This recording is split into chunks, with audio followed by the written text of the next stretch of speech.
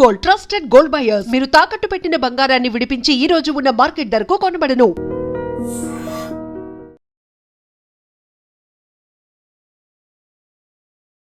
నమస్తే, నేను Kavitha. Welcome to I dream news and నిజాలు. ఇరాన్లో ఉన్నటువంటి అతిపెద్ద న్యాచురల్ గ్యాస్ ఫీల్డ్ మీద ఇజ్రాయెల్ అటాక్ చేసింది. ప్రపంచమంతా ఇప్పుడు ధరలు పెరుగుతాయి అనేటువంటి భయంతో ఉంది. ఆల్రెడీ యూరోప్లో 7% హైక్ అనేది కనిపిస్తోంది. బట్ ఈ అటాక్ గురించి నాకేమీ తెలీదు, మా పర్మిషన్ తీసుకోలేదు అని అమెరికా ట్రంప్ అయితే చెప్తున్నారు. యాక్చువల్గా ఇజ్రాయెల్ ఎందుకని ఇంత పెద్ద సాహసానికి పూనుకుంది, ఏం జరగబోతోంది? మనతో పాటుగా ఉన్నారు సీనియర్ జర్నలిస్ట్ సురేష్ కొచ్చదిల్ గారు. సార్ నమస్తే. సో థర్డ్ వీక్ కూడా కంప్లీట్ అయిపోతోంది, కొన్ని గంటల్లో ఫోర్త్ వీక్లో కూడా ఎంటర్ అయిపోతాం. ఇప్పటికి కూడా ఇంత స్ట్రాంగ్గా, ఇంత గట్టిగా ఎందుకని యుద్ధం జరుగుతోంది? అసలు యుద్ధం ఎప్పుడు ఆగుతుందో తెలియదు. ట్రంప్కి తెలియదు, నెటన్యాహుకి తెలియదు, ఇరానియన్ వాళ్ళకు కూడా తెలియదు, వాళ్ళ చుట్టుపక్కల దేశం వాళ్ళు కూడా తెలియదు. మొదలు ఎందుకు చేశారని అందరికీ తెలుసు. బేసిక్లీ యురేనియం ఉంది ఇరాన్ దగ్గర. అది మేము దాని ఐజర్ తీసుకొచ్చేస్తాము. మిసైల్ కేపబిలిటీ ఉంది, దాన్ని ధ్వంసం చేస్తాము. డ్రోన్ మ్యానుఫ్యాక్చరింగ్, దాన్ని కూడా ధ్వంసం చేస్తాము. లాస్ట్లో ఇరాన్లో ఒక కొత్త మార్పు తీసుకొస్తాము, కొత్త అడ్మినిస్ట్రేషన్, కొత్త రెజీమ్ చేంజ్ అయిపోతాం. ఇది 4 ఆప్షన్స్ ఉండే. దీంట్లో ఆప్షన్ నెంబర్ 1 యురేనియం ఏం కాలేదు ఇప్పుడు దాకా. ఆప్షన్ నెంబర్ 2 మిసైల్ ఇంకా కొడుతున్నారు. ఆప్షన్ 3 డ్రోన్లు ఇంకా కొడుతున్నారు. ఆప్షన్ 4 రెజీమ్ చేంజ్ జరగలేదు. మళ్ళీ ఎందుకు వెళ్ళారు యుద్ధానికి అర్థం కావట్లేదు. ఈ యుద్ధాల్లో చాలా ఒక అసిమెట్రిక్ వార్ అని దీనికన్నా ముందు కూడా మనం మాట్లాడాము. అంటే ఇరాన్కి తెలుసు మేము కన్వెన్షనల్ వార్లో యూఎస్ని ఫేస్ టు ఫేస్ తీసుకోలేము. వాళ్ళ ఎయిర్ ఫోర్స్ చాలా పవర్ఫుల్, వాళ్ళ నేవీ పవర్ఫుల్. కావాలంటే వాళ్ళు రేపు ఆర్మ్ ఫోర్సెస్ తీసుకొస్తే కూడా వాళ్ళు పవర్ఫుల్. ఒకటే వేలో పోటీ చేయొచ్చు వాళ్ళతోని. వాళ్ళు అనుకున్న మాదిరికి వెళ్లకుండా సెపరేట్ సైడ్ నుంచి వెళ్ళి కొట్టడం వాళ్ళని పనికొస్తుంది. ఇదే చేశారు వాళ్ళు. ఫస్ట్ డే వాళ్ళ కంప్లీట్ లీడర్షిప్ని తీసేశారు. అక్కడ మేనేజ్మెంట్ లెసన్లో అన్నిటికంటే పెద్ద ఒక మేనేజ్మెంట్ లెసన్ ఇరాన్ లోకంకి నేర్పించారు. That is called decentralization. Iran అనగానే మనం ఇంగ్లాండ్ అంటే UK plus France plus Germany, ఈ 3 కలుపుకుంటే ఉన్న సైజ్, జాగ్రఫికల్ సైజ్ ఇరాన్. అంత పెద్ద దేశం అది. వీళ్ళు ఏం చేశారంటే వీళ్ళకి వీళ్ళు ఇరాన్ ఇరాక్ వార్లో దానికన్నా సద్దాం హుసేన్ వ్యతిరేకంగా జరిగిన యుఎస్ ఆపరేషన్లో ఇరాన్ చాలా లెసన్స్ నేర్చుకున్నారు. మిలిటరీ స్ట్రాటజీస్గా వాళ్ళు ఏం నేర్చుకున్నారంటే సద్దాం హుసేన్ కొట్టడానికి వీళ్ళు షాక్ అండ్ ఆ అని పేరు ఉండేది ఆపరేషన్, మీకు గుర్తుంటుంది. కంప్లీట్గా ఎయిర్ పవర్ యూజ్ చేశారు, నేవల్ పవర్ యూజ్ చేశారు. లాస్ట్లో కొంత ట్రూప్స్ని దింపారు. సద్దాం హుసేన్ ఎట్లా సద్దాం హుసేన్ సెంట్రలైజ్ చేసుకున్నాడు అన్ని ఆపరేషన్. ఆయనే అన్ని డిసైడ్ చేసే మనిషి, ఇంకా ఎవరికి పవర్ ఇవ్వలేదు. ఇంకోటి అన్ని పవర్ బగ్దాద్లో పెట్టుకున్నారు, మిగతా చోట్ల ఎక్కడ పవర్ డీసెంట్రలైజ్ చేయలేదు. సో ఇరాన్ ఏం నేర్చుకున్నారంటే మా దగ్గర రేపు ఇదే జరిగితే, మా లీడర్షిప్ని కొడితే మిగతా వాళ్ళు సర్వైవ్ ఎట్లా కావాలి. ఇరాన్కి ఒకటే ఆబ్జెక్టివ్ ఉంది కవిత గారు, టు సర్వైవ్. మేము బతకాలి ఎట్లయినా. యాజ్ అ సివిలైజేషన్ కూడా అంతే. వాళ్ళు ఇప్పుడు కాదు, ఎన్నో సంవత్సరాల నుంచి 6000-7000 సంవత్సరాల నుంచి ఇరాన్ ఎవరైనా దాడి చేస్తే వాళ్ళ దగ్గర వాళ్ళు ఆ టైంలో వాళ్ళు కొట్టుకుంటూ ఉంటారు, కానీ సడన్గా వీళ్ళందరూ కలిసి వస్తారు. ఇది ఒక ట్రైబల్ మెంటాలిటీ. మీరు ఆఫ్ఘనిస్తాన్లో కూడా చూస్తారు అది. ఇన్ఫ్యాక్ట్ ఆఫ్ఘనిస్తాన్కి ఆ పక్కన అలెగ్జాండర్ ద గ్రేట్కి ఫస్ట్ దెబ్బ తగ్గింది అక్కడే, ఆఫ్ఘనిస్తాన్లో. ఎందుకంటే చుట్టుపక్కల ఉన్న అన్ని ట్రైబల్స్ ఒకటేసారి వచ్చి ఆయన మీద దాడి చేశారు. ఇది మన సోవియట్ యూనియన్ వచ్చినప్పుడు కూడా చూసాం. సోవియట్ యూనియన్ వచ్చి అప్పుడు దాకా వీళ్ళందరూ అక్కడెక్కడ కొట్టుకుంటున్నారు. సోవియట్ యూనియన్ రాగానే వాళ్ళందరూ కలిసి సోవియట్ యూనియన్ మీద పడ్డారు. సోవియట్ యూనియన్ వాళ్ళు పారిపోయారు. అఫ్కోర్స్ అమెరికా సహాయం చేశారు. దాని తర్వాత అమెరికా వచ్చారు, నేటోని తీసుకొచ్చారు తోడు. అదే జరిగింది. ఇదొక ఏం చెప్పాలి, ఒక ట్రైబల్ మెంటాలిటీ అని చెప్పొచ్చు. ఒక చాలా ప్రౌడ్ నేషన్ ఒకటి ఇరాన్. వాళ్ళ లాజిక్ ఒకటే ఉండే, మా మీద రేపు దాడి జరిగితే మేము మొత్తం డీసెంట్రలైజ్ చేయాలి. అంటే లోకల్ లెవెల్ దాకా మా కమాండర్స్కి ఆథరైజేషన్ ఇచ్చేసేయాలి. మా దగ్గర ఉన్న ఆయుధాలు ప్రతి చోట పెట్టుకోవాలి మేము, నాట్ తెహరాన్. ఇక్కడి నుంచి మొదలైంది గేమ్ అనమాట. ఫస్ట్ డే డీక్యాపసిటేట్ చేశారు, అంటే వాళ్ళ టాప్ లీడర్షిప్ని మొత్తం తీసేశారు. ఆ పని ఇజ్రాయెల్ చేశారు. వీళ్ళేం చేయాల్సి ఉండే నెక్స్ట్ డే ఆబ్వియస్లీ ఇంకా కొంచెం ఎయిర్ పవర్ పెడితే ఇరానియన్ రెజిమ్ పడిపోతుంది అనుకున్నారు. మీకు గుర్తుంటే ఈవెన్ ప్రెసిడెంట్ ట్రంప్ అప్పుడు కూడా స్టేట్మెంట్ ఇచ్చారు, అయిపోయింది యుద్ధం, ఫినిష్డ్ ద లీడర్షిప్ అన్నారు. ప్రజలందరూ రోడ్డు మీదకి వస్తా అనుకున్నారు, రాలేదు. ఫస్ట్ రావద్దన్నారు ఆయన, తర్వాత రాలేదు అసలు. కానీ ఇరాన్ ఏం చేశారంటే అదే రోజు వాళ్ళు ఇజ్రాయెల్ వైపు ఫైరింగ్ మొదలుపెట్టారు. కొన్ని మిసైల్స్ వాళ్ళ చుట్టుపక్కల ఉన్న దేశాల మీద కూడా ఫైర్ చేశారు.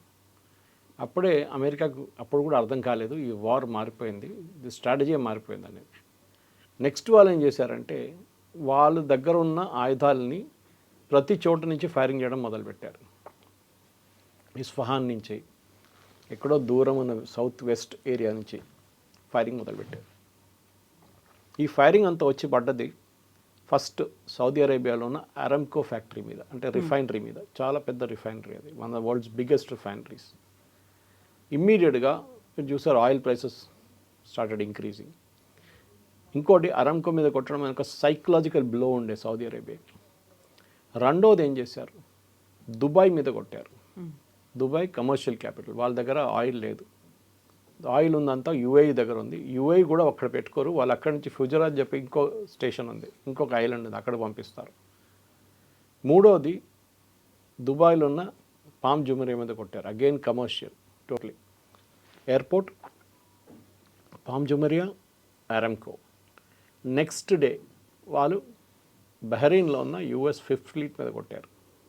మీరు చూడండి అటాక్స్ కూడా వాళ్ళు వేరీ చేశారు. వాళ్ళు అంత ఐ థింక్ మిలిటరీ ఎక్స్పర్ట్స్కి, మిలిటరీ హిస్టారియన్స్కి ఈ యుద్ధం అయినాక దీని మీద చాలా ఎక్స్టెన్సివ్గా రీసెర్చ్ పేపర్స్ రాయాల్సి వస్తుంది, ఎట్లా వీళ్ళు చేశారని. అంత ప్లానింగ్తో చేశారు వీళ్ళు. అమెరికా అనుకున్నారు ఒక్క దెబ్బ కొడితే వీళ్ళందరూ పోతారు ఒకటేసారి అని, అది జరగలేదు. ఇప్పుడు లేటెస్ట్గా జరిగిన ఈ గ్యాస్ ఫీల్డ్ అటాక్, ఇది కూడా క్లాసిక్. ఇరాన్కి చాలా సంవత్సరాల నుంచి ఇరాన్ ఖత్తర్ని కొట్టాలని చూస్తున్నారు. ఇప్పుడు దాకా వాళ్ళకి ఛాన్స్ దొరకలేదు వాళ్ళకి ఎక్కువ. ఇజ్రాయెల్ దానికన్నా ఎక్కువ. ఇజ్రాయెల్ ఎప్పటి నుంచో ఖత్తర్ని కొట్టడానికి చూస్తున్నారు. ఒకసారి కొట్టారు కూడా, మీకు గుర్తుంది లాస్ట్ టైం కొన్ని నెలల ముందు హమాస్ కొన్ని లీడర్స్ని ఖత్తర్లో కొట్టారు ఇజ్రాయెల్. చనిపోయారా లేదని తెలియదు కానీ లేదని డినై చేశారు ఖత్తర్ ఆ రోజు. ఇన్ఫాక్ట్ ఈ లీడర్లు ఇక్కడ లేదన్నారు. లోకంలో ఉన్న ప్రతి టెర్రరిస్ట్ ఆర్గనైజేషన్, హమాస్ ఉండొచ్చు, హెజ్బుల్లా ఉండొచ్చు, ముస్లిం బ్రదర్హుడ్ ఉండొచ్చు, అల్ ఖైదా ఉండొచ్చు, వీళ్ళందరూ అక్కడ కూర్చున్నారు. They are all in Qatar. Qatar చాలా చిన్న నేషన్. వాళ్ళ లోకల్ పాపులేషన్ అంటే ఖతారీ పాపులేషన్ ఓన్లీ 4 లక్షలు అంతే. మన దగ్గర ఒక జిహెచ్ఎంసీ వార్డులో దానికన్నా ఎక్కువ మంది ఉంటారు. కానీ ఎక్స్పాట్రియేట్ పాపులేషన్, అక్కడ వచ్చి పనిచేస్తున్న వాళ్ళు వాళ్ళకన్నా చాలా ఎక్కువ. ఇది ఖతార్కి భయం ఉందన్నమాట, ఏ రోజు మమ్మల్ని టేక్ ఓవర్ చేస్తారని. దానికోసం వాళ్ళు అరబ్ కంట్రీస్ నుంచి ఎక్కువ మందిని తీసుకురారు. వాళ్ళు మన వైపు నుంచి, ఇండియా వైపు నుంచి, సౌత్ ఈస్ట్ ఏషియా నుంచి వర్కర్స్ని తెచ్చుకుంటారు వాళ్ళు. So that we will not do a coup రేపు. They was a running joke. Saddam Hussein Kuwait invite చేసినప్పుడు మా మలయాళీ కమ్యూనిటీలో ఒక జోక్ ఉండే, సదాం హుసేన్ ఎందుకు కష్టపడ్డాడు, అక్కడ కువైట్లో ఉన్న మలయాళీస్ ఒక డీల్ చేసుకుంటే అయిపోతుండే కదా, వాళ్ళు చూసుకుంటుండే అంతా, నేను ఇంత డబ్బులు ఇస్తానని చెప్పి నువ్వు కువైత్ టేక్ ఓవర్ చేసుకో, నేను కూడా కువైత్ పెట్టుకుని నువ్వు హాఫ్ నేను హాఫ్ డివైడ్ చేసుకుందాం అంటే అయిపోతుండే, ఇన్ని బాంబులు గేమ్లు ఏం అక్కర్లేదని చెప్పి. బట్ ఎనీవే, జోక్స్ అపార్ట్, ఈ ఆయిల్ ఫీల్డ్ అనేది మనం ఇప్పుడు చూస్తున్న ఈ south parts and North dome.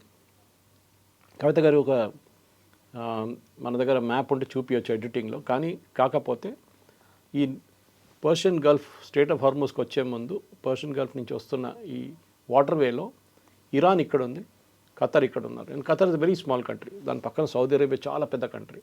Qatar is like jutting out from there అనమాట. అటువైపు ఇరాన్ ఇస్ ఆల్సో చాలా పెద్ద కంట్రీ. వీళ్ళ ఇద్దరు నడిమిట్లో ఒక గ్యాస్ ఫీల్డ్ ఉంది. ఇది 1980s బహుశా 1980s వీళ్ళకి ప్రాస్పెక్ట్ చేశారు, అక్కడ గ్యాస్ ఉందని తెలిసింది, which is different from oil. ఇది gas field, liquefied natural gas, LNG process చేసిన తర్వాత. సో దీన్ని ఏం చేశారంటే వీళ్ళ ఇద్దరు నడుమిట్లో అప్పుడు పెద్ద ఒక గొడవ అని చెప్పలేం, కానీ ఒక మిస్అండర్స్టాండింగ్ జరిగింది. అది కారణం ఏంటంటే ఇరాన్ అప్పుడు 10-year వార్లో ఉన్నారు ఇరాక్తో ఆ టైంలో. ఆ గొడవ అంతా అయిన తర్వాత, ఆ యుద్ధం అంతా అయిన తర్వాత ఇరాన్ ఖత్తర్ కూర్చొని మాట్లాడుకున్నారు, పని చేద్దాం 60-40 డివైడ్ చేసుకుందాం. ఓకే, ఏది వాటర్వేలో మీరు గీత గీస్తున్నారు, ఇది మీది ఇది మాది, so territorial water, Iran territorial waters, ఎప్పుడు కంట్రీకి టెరిటోరియల్ వాటర్స్ ఉంటుంది. సర్టన్ డిస్టెన్స్ మీ కోస్ట్ లైన్ నుంచి ఇంత దూరం వరకు టెరిటోరియల్ ఉంటుంది అనమాట. అది ఒకసారి 30 కిలోమీటర్లు ఉండొచ్చు, ఒకసారి 60 కిలోమీటర్లు ఉండొచ్చు. యూజువలీ దాన్ని నాటికల్ మైల్స్ అంటారు. దట్ ఈస్ హౌ సీలో క్యాల్కులేట్ చేసే డిస్టెన్స్ అనమాట. ఈ దాంట్లో వీళ్ళు పెట్టుకున్న దాంట్లో ఇరాన్లో ఉన్న ఆయిల్ గ్యాస్ ఫీల్డ్స్ ఒక అప్రాక్సిమేట్లీ 3700 స్క్వేర్ కిలోమీటర్లు ఇరాన్ దగ్గర ఉన్న గ్యాస్ ఫీల్డ్ ఏరియా నీళ్ళల్లో ఉన్నది. ఇటువైపు ఖత్తర్ దగ్గర ఏమో 6000 స్క్వేర్ కిలోమీటర్స్, అంటే ఆల్మోస్ట్ మోర్ దెన్ డబుల్ అన్నమాట. కానీ వీళ్ళ కెపాసిటీ చూడండి కవిత గారు, అక్కడ ఉన్నది నెక్స్ట్ బహుశా 100 సంవత్సరాలు కూడా చేయొచ్చు. ఇంకా డ్రిల్ చేస్తే కూడా గ్యాస్ వస్తుంది. అంత ఎక్స్ట్రాక్ట్ చేయొచ్చు. 1800 trillion cubic feet of gas ఉంది వాళ్ళ దగ్గర. 1800 ట్రిలియన్.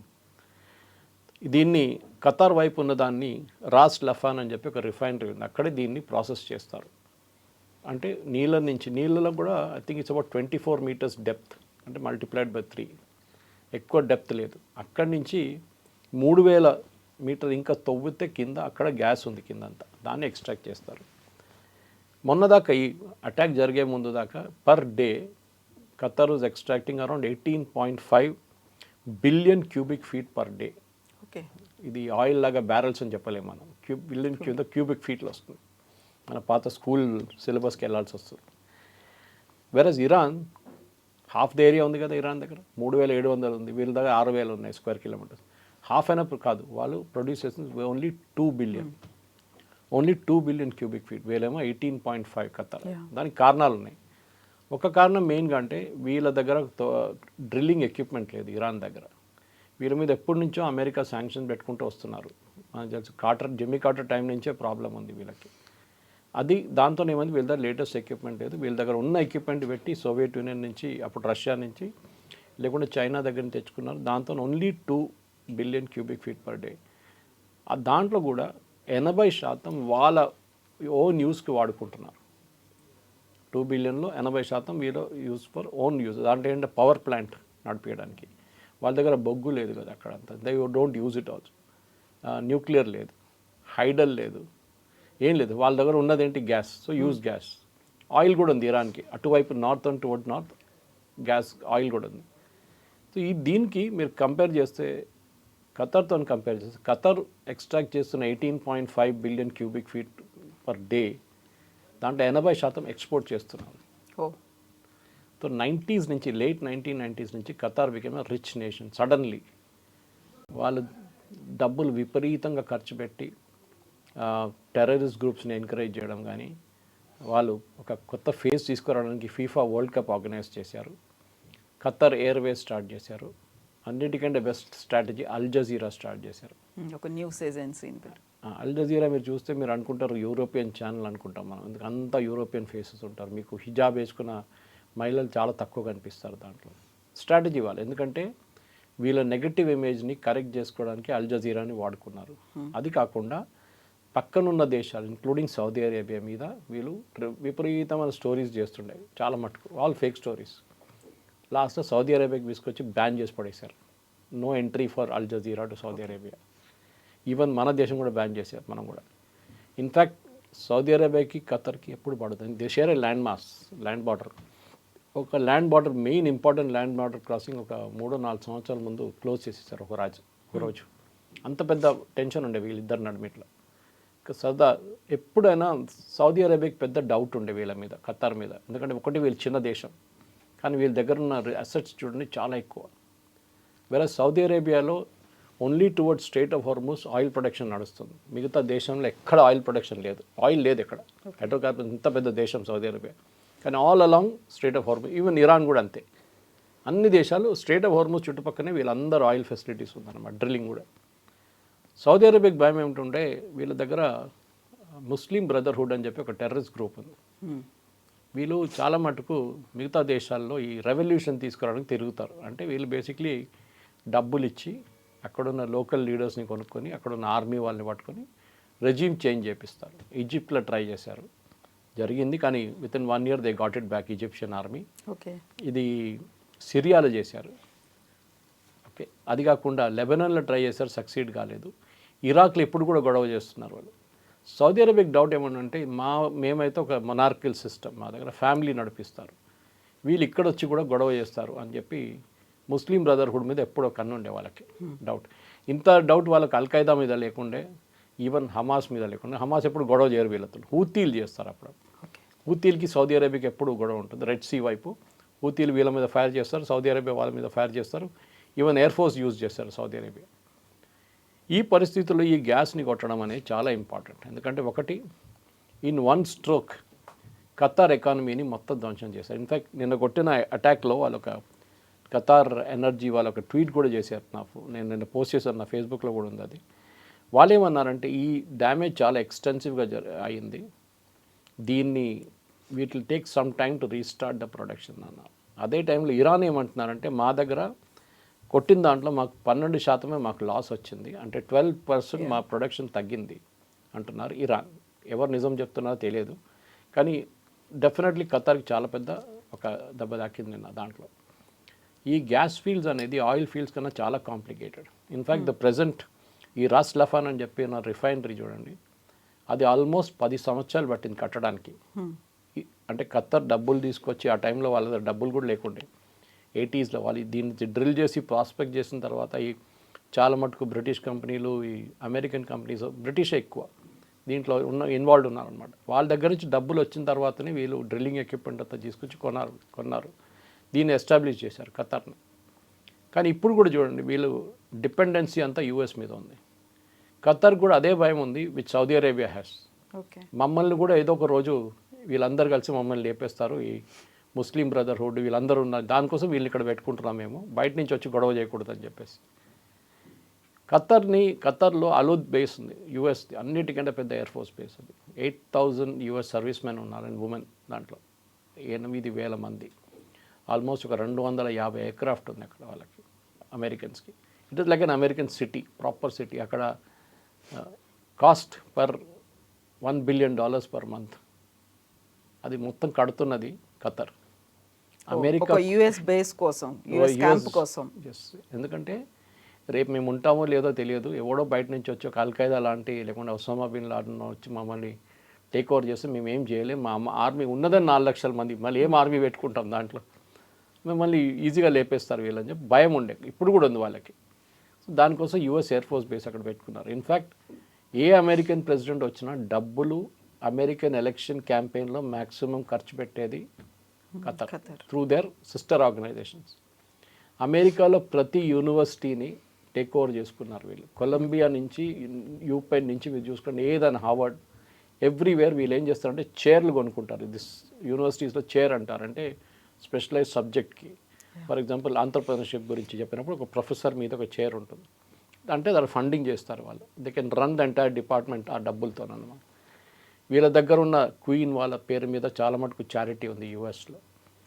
అది కాకుండా మొన్న ప్రెసిడెంట్ ట్రంప్ వెళ్ళినప్పుడు మీరు చూసుంటారు, ఒక మొత్తం ఎయిర్క్రాఫ్ట్ ఇచ్చేసారు ఆయనకి, బోయింగ్. చిన్నపిల్లలకి మనం గిఫ్ట్ ఇస్తాం చూడట్లనే, కొత్త బోయింగ్ ఎయిర్క్రాఫ్ట్ ఇచ్చేసి you can use it as president's air force 1 అని చెప్పి ఇచ్చేసారు.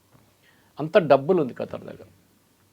ఇరాన్కి అదే కోపం ఉంది, ఇంత డబ్బులు ఉంది వీళ్ళ దగ్గర, మా దగ్గర లేదే, మేమేం చేయలేకపోతున్నాం అని చెప్పి ఇరాన్కి ఎప్పుడు ఒక ఏడుపు ఉండే. అది దీంతో ఫినిష్ అయిపోయింది. Israel strategy was simple. ఒకటి ఇరాన్ని కొట్టడం, రెండోది ఖతార్ని కొట్టడం. రెండు ఒకటే స్టోన్లో అయిపోయింది అనమాట. 2 birds in 1 stone అంటారు చూడండి, అదే జరిగింది. కానీ ఇరాన్ ఇప్పుడు చేసిన దాంట్లో చాలా మటుకు అమెరికా ఏమంటున్నా అంటే మాకు తెలియదు, మీ ఓపెనింగ్ కామెంట్స్ మీరు చెప్పారు, మా పర్మిషన్ తీసుకోలేదు, మాకేం తెలియదు. ఖతార్లో అన్నిటికంటే పెద్ద air force base outside US, Al Udeid base ఉంది అక్కడ. ఆ బేస్లో ఉన్న మీ దగ్గర ఉన్న రాడార్ కెపాసిటీ 3,000-4,000 కిలోమీటర్ల ముందు, అక్కడ దూరం నుంచి ఒక మిస్సైలో లేకుంటే ఒక డ్రోనో లేకుంటే ఒక ఎయిర్క్రాఫ్ట్ టేక్ ఆఫ్ చేస్తే మీ రాడార్లో వస్తుంది. అంత కెపాసిటీ ఉంది.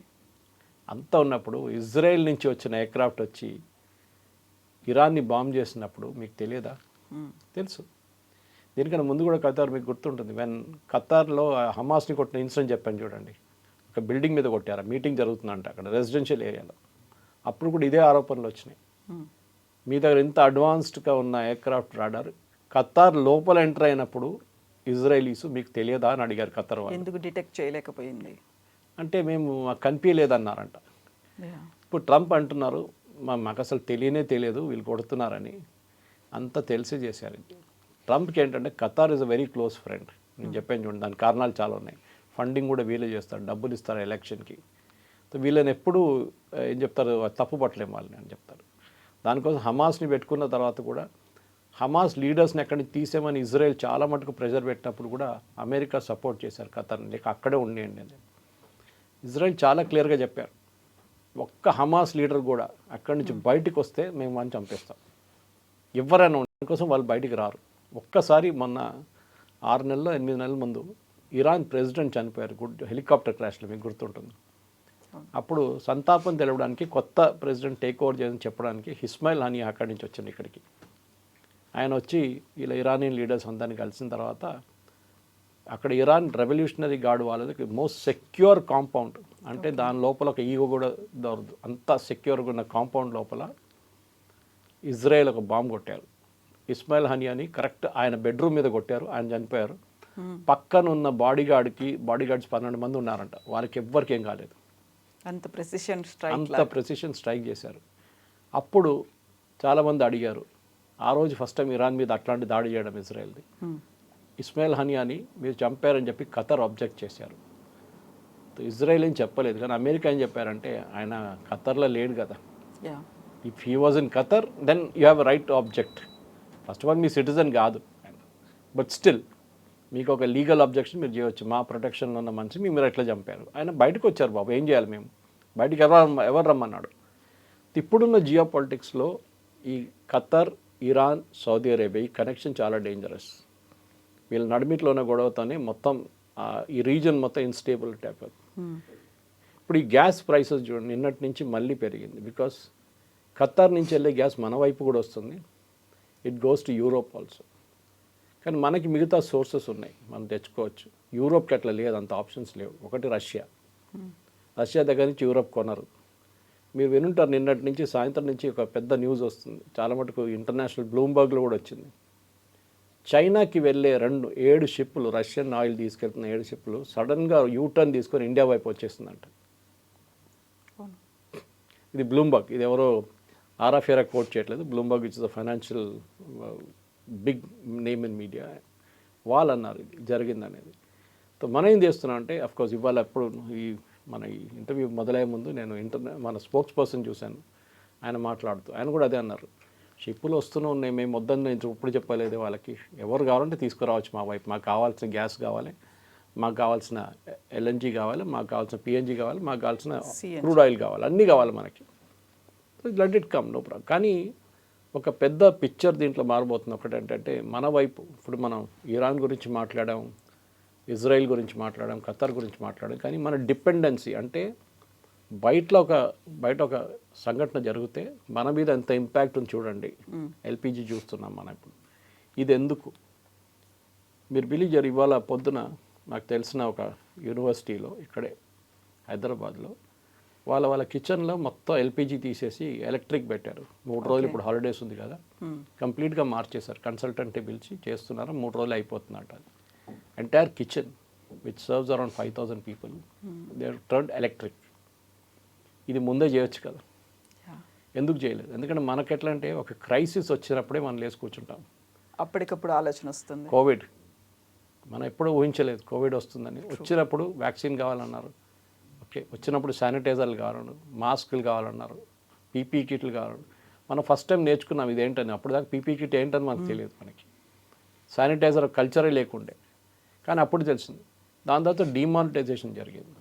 డిమానిటైజేషన్ జరిగిన తర్వాత క్యాష్ రెస్ట్రిక్షన్ మార్కెట్లో రావడం మొదలైంది. అప్పుడు యూపీఐ తీసుకొచ్చారు. దానికన్నా ముందు ఉండే కానీ అంత ప్రెస్ చేయలేదు మోదీ గవర్నమెంట్. యూపీఐ తీసుకొచ్చారు. డిజిటల్ పేమెంట్స్ మొదలైంది, గూగుల్ పే కానీ, ఫోన్పే కానీ, మిగతా పేమెంట్. సడన్లీ ఇప్పుడు అందరు దానికి వెళ్ళిపోయారు. సో మన దగ్గర ఒక క్రైసిస్ ఆపర్చునిటీ ఇప్పుడు వచ్చింది. నిన్న రాత్రి సిఎన్బిసిలో ఒక ఇంటర్వ్యూ చూశాను. వన్ వెరీ బిగ్ కంపెనీ వాళ్ళ చైర్మన్ మాట్లాడుతూ ఎథనాల్ గురించి అన్నారు. నేను ఎందుకు చెప్తున్నా అంటే, మనం మీద వెస్ట్ ఏషియాకున్న పవర్ ఎంత అని చూడండి. ఇక్కడ అదే టైంలో ప్రెషర్ కూడా మన వైపు ఈ ఎథనాల్ బ్లెండింగ్ అని చాలా రోజుల నుంచి నడుస్తుంది. మన 2 వీలర్లు కానీ 4 వీలర్లు కానీ పోసే పెట్రోల్లో ఎథనాల్ కలుపుతారు. Ethanol by product of sugar cane. Okay, sugar cane process తర్వాత వచ్చేది అంటే మన రైతులకు చాలా డబ్బులు దాని నుంచి వస్తుంది. కానీ దీన్ని ఆపడానికి చాలా సంవత్సరాల నుంచి ఒక లాబీ నడుస్తుంది మన వైపు. ఇక్కడ ఉన్న న్యూస్ పేపర్స్ కానీ మ్యాగజైన్స్ కానీ టెలివిజన్ షోస్లో ఇంజిన్ స్పాయిల్ అయిపోతుంది, ఫ్యూయల్ ఎఫిషియన్సీ తగ్గింది. లాస్ట్లో గవర్నమెంట్ ఒక ఓపెన్ ఛాలెంజ్ పెట్టారు, మోదీ గవర్నమెంట్. మీరు చెప్పారు కదా మీ ఎఫిషియన్సీ తగ్గింది, మీరు తీసుకురండి ప్రూఫ్. ఒక సైంటిఫిక్ కమిటీని కూర్చోబెడతాం, you show the proof that మీ ఇంజిన్ క్వాలిటీ సఫర్ అయింది, మీ పెట్రోల్ ఎఫిషియన్సీ తగ్గింది, దానికోసం ఎథనాల్ వాడకూడదు. ఎవ్వరు రాలేదు. It is a game played by this companies, పెద్ద పెద్ద కంపెనీస్, వెస్ట్ ఏషియాలో ఉన్న కంపెనీస్ ఆడిన గేమ్ అది. ఎందుకంటే మనం నితిన్ గడ్కరీ గారు అక్కడి నుంచి 30% పెంచడానికి ట్రై చేశారు ఎథనాల్. అప్పుడు ఒక రూమర్ వచ్చింది ఎథనాల్ కంపెనీలు అన్నీ వాళ్ళ ఫ్యామిలీది అని చెప్పి ఒక పెద్ద స్టోరీ ఇంకోటి తయారు చేశారు. తర్వాత అది కూడా అబద్ధం అని తెలిసిపోయింది. ఇప్పుడు ఎథనాల్ కంపెనీస్ ఏమంటున్నారంటే we can replace the entire LPG with ethanol. ఆలోచించండి ఎంత పెద్ద మార్పు. దీనికి ఒక కాంటెక్స్ట్ తీసుకురావాలంటే కవిత గారు, మన ఇండియన్ రైల్వేస్లో మన స్టీమ్ ఇంజిన్ తర్వాత నెక్స్ట్ డీజిల్ ఇంజిన్స్ వచ్చింది. Hundreds and thousands of diesel engines across the country. Slowly Indian railways దాన్ని ఎలక్ట్రిఫికేషన్ మొదలుపెట్టారు. అండ్ మోదీ గవర్నమెంట్ వచ్చిన తర్వాత రియల్ పుష్ ఇచ్చారు దానికి. 100% ఎలక్ట్రిఫికేషన్. డీజిల్ ఇంజిన్స్ చాలా తక్కువ, మీకు ఒక 50-100 ఉంటుంది. ఎందుకంటే అది కొన్ని యార్డ్స్లో కొన్ని ప్లేసెస్లో డీజిలే వాడచ్చు మీరు. ఓకే, ఫర్ ఎగ్జాంపుల్ ముందు ఊటీ వైపు వెళ్తున్న టాయ్ ట్రైన్స్ అని దట్ ఉంటుంది, దాన్ని కూడా డీజిల్, మీకు అక్కడ ఎలక్ట్రిక్ కేబుల్స్ పెట్టలేవు. ఇప్పుడు అది కూడా మారిపోయింది అనుకుంటాను, ఎలక్ట్రిక్ అయింది అక్కడ కూడా. కానీ అది కాకుండా మన వైపు మీరు చూస్తే మార్షలింగ్ యార్డ్స్ అంటారు, కోచెస్ అన్ని చేసి అక్కడ కూడా డీజిల్ కావాలి. కానీ 100% ఆల్మోస్ట్ వీళ్ళు డీజిల్ నుంచి ఎలక్ట్రిక్ చేస్తారు. ఇండియన్ రైల్వేస్కి వచ్చిన సేవింగ్స్ ఆలోచించండి ఒకసారి, హ్యూజ్ సేవింగ్స్. దేశం కూడా వందలాది కోట్లు మనం సేవ్ చేసుకున్నాం. ఇప్పుడు ఎందుకు చేయట్లేదు? ఇప్పుడు government suddenly has woken up. PNG compulsory చేశారు, పైప్డ్ న్యాచురల్ గ్యాస్.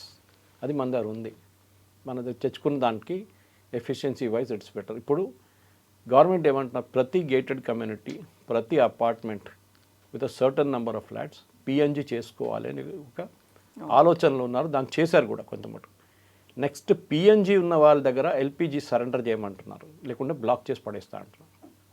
అదంత ఈజీ కాదు, ఎందుకంటే కొంతమంది రెంట్లో ఉంటారు, దాని తర్వాత ఇంకో ఇంటికి వెళ్తారు, అప్పుడు వాళ్ళకి ప్రాబ్లం రావచ్చు, అక్కడ పిఎన్జి ఉండకపోవచ్చు అక్కడ. Anyway that can be sorted out, అది పెద్ద ఇష్యూ కాదు. కానీ యాజ్ ఎ నేషన్ మనం నేర్చుకోవాల్సింది, ఎందుకంటే ఈ చిన్న ఒక ఇన్సిడెంట్ చాలు మనకి ఒక పెద్ద రిమైండర్గా. మనం ఎంత వల్నరబుల్గా ఉన్నాం, మనం పెద్ద 4th developed economy, 5th largest economy అంటాం, కానీ వెస్ట్ ఏషియాలో ఒక క్రైసిస్ రాగానే మనకు మొత్తం మన మీద వచ్చి పడుతుంది. Next should be the move towards electric, especially public transport, buses. మనం చూస్తాం మన హైదరాబాద్లో చాలా మటుకు ఇప్పుడు ఎలక్ట్రిక్ బస్సెస్ మొదలైనాయి, కానీ ఇప్పుడు కూడా డిస్ట్రిక్ట్కి వెళ్ళే బస్సెస్ ఎక్కువ లేవు, అది కూడా చేయాల్సి వస్తుంది. మోదీ గవర్నమెంట్ చాలా మటుకు దీనికి ప్రమోషన్ చేస్తున్నారు. ప్రతి సిటీ, మేజర్ సిటీకి బస్సెస్ ఫ్రీగా కూడా ఇస్తారు వాళ్ళు. ముందు జేఎన్యూఆర్ఎం ఉండే, ఇప్పుడు కాన్సెప్ట్ మారింది దాన్ని. నెక్స్ట్ రేవంత్ రెడ్డి గారు మొన్న ఒక ఆర్డర్ ఇచ్చారు, ఈ క్రైసిస్ మొదలు కాగానే ఇప్పటి నుంచి కొనబోయే ప్రతి కారు, ప్రతి బస్సు, ప్రతి ట్రాన్స్పోర్ట్ వెహికల్ తెలంగాణ గవర్నమెంట్ది విల్ బీ ఓన్లీ ఎలక్ట్రిక్. ఇప్పుడు ఆలోచించండి, నేను ఒక కిచెన్ ఎగ్జాంపుల్ ఇచ్చాను, ఒక పిఎన్జి ఎగ్జాంపుల్ ఇచ్చాను, ఒక ట్రాన్స్పోర్ట్ సిస్టమ్ ఎగ్జాంపుల్ ఇచ్చాను. మనకు అన్నిటికన్నా మన దగ్గర ఎక్స్ట్రా ఏమైనా ఉందంటే సూర్యభగవాన్. ఎక్స్ట్రా చాలానే ఉంది. ఆల్మోస్ట్ సంవత్సరంలో 10 నెలలు మనకి సాలిడ్ సన్లైట్ ఉంటుంది. ఒక కొచ్చిన్ ఎయిర్పోర్ట్ మీరు ఎల్లుంటే మీకు చూసి ఆ గోడ మీద రాసి ఉంటుంది, as soon as you land this airport runs on 100% solar energy. ఒక్క యూనిట్ కూడా వారు గ్రిడ్ నుంచి తీసుకోరు, ఇంత గ్రిడ్కి ఇస్తారు పవర్ నైట్లో రిటర్న్. సో అది మనం ఎందుకు చేయలేకపోతున్నాం? మన దగ్గర ప్రతి పబ్లిక్ ఇన్ఫ్రాస్ట్రక్చర్లో, ప్రతి ఎయిర్పోర్ట్లో, ప్రతి railway station should run on solar energy. అదొక కంపల్సరీ చేసేయాల్సి వస్తుంది. ఇనీషియల్ ఇన్వెస్ట్మెంట్ ఎక్కువ ఉండొచ్చు, అది కూడా గవర్నమెంట్ సబ్సిడీ ఇస్తున్నారు ఇండివిజువల్ హౌసెస్కి అంతా. కానీ వెస్ట్ ఏషియా ఒక లెసన్ ఏంటంటే, వీళ్ళకి కూడా ఇది ఆయిల్ క్రైసిస్ వచ్చడం మీకు గుర్తుంటుంది. 80s, 90s కూడా ఆయిల్ క్రైసిస్ ఇట్లనే వచ్చింది. తర్వాత సద్దాం హుసేన్ వెళ్ళి కువైట్లో ఉన్న ఆయిల్ బెల్ట్స్ అన్ని తగలబెట్టేశాడు, అది ఒక పెద్ద ఇష్యూ అయింది అప్పుడు కూడా. ఎవ్రీ 10 years, 15 years ఇట్లాంటి ఒక ఏం చెప్తారు, ఒక క్రైసిస్ వస్తుంది. దీన్ని ఈ అరబ్ నేషన్స్ వాడుకుంటున్నారు. ఇప్పుడు దీంట్లో అన్నిటికంటే పెద్ద గెయిన్ ఎవరు చేశారు యుద్ధంలో అని ఆలోచించండి. Is it America? ఎస్, వాళ్ళ ఆయిల్ ప్రైసెస్ పెరిగింది, వాళ్ళ ఆయిల్ కంపెనీస్ మస్తు సంపాదిస్తున్నారు. ట్రంప్ అన్నారు if the oil prices increase we will become rich అన్నారు. ఎవరు వి అనగానే అక్కడున్న ఆయిల్ కంపెనీ బాసెస్. రెండవది రష్యా, ద బిగ్గెస్ట్ గెయినర్. $40 నుంచి ఇప్పుడు రష్యా $90, $95 బ్యారెల్కి అమ్ముతున్నారు ఆయిల్. మనకి ఎంతకి ఇస్తున్నారో తెలియదు, మనకు డిస్కౌంట్ ఉంటుంది ఆబ్వియస్లీ. మూడవది అమెరికన్ డిఫెన్స్ కంపెనీస్ అమ్ముకుంటున్నాయని నిన్న కూడా ఇవాళ పొద్దున వచ్చిన న్యూస్ పేపర్ రిపోర్ట్లో ఉంది. వెస్ట్ ఏషియాలో ఉన్న అన్ని కంట్రీస్ అంటే మీ start with Saudi Arabia, UAE, Qatar, Bahrain, Oman, వీళ్ళందరి దగ్గర ఆయుధాలు అయిపోయినాయంట. అంటే ఈ యాంటీ మిసైల్ సిస్టమ్స్లో మిసైల్స్ లేవంటే అప్పుడు పేట్రియట్. అమెరికా రెడీగా షాపింగ్ బ్యాగ్ తీసుకొచ్చి పెట్టి కొనుక్కోండి రెడీగా ఉంది మా దగ్గర అని ఆలోచించి. ఎందుకంటే ప్రాఫిటబుల్ మోడల్ ఏముంటుంది, మీరు 100 మిలియన్ ఖర్చు పెడితే కూడా మీ ఆర్మీని మొత్తం నడిపించడానికి అదే అంటున్నారు కదా. ప్రతిరోజు మొన్న దాకా ఎంత 16 బిలియన్ ఖర్చు పెట్టారన్నారు. ఏముంది, నథింగ్. మేము ఇస్తున్నాం, ఇంకా ఆయుధాలు ఉన్నాయి, ఆయుధాలు 200 మిలియన్ ఆయుధాలు అమ్ముకుంటాం మేము, ప్రాఫిట్ అయిపోయింది. సో ఇది మెయిన్ స్ట్రాటజీ. ఈ యుద్ధంలో there are few winners, mostly losers.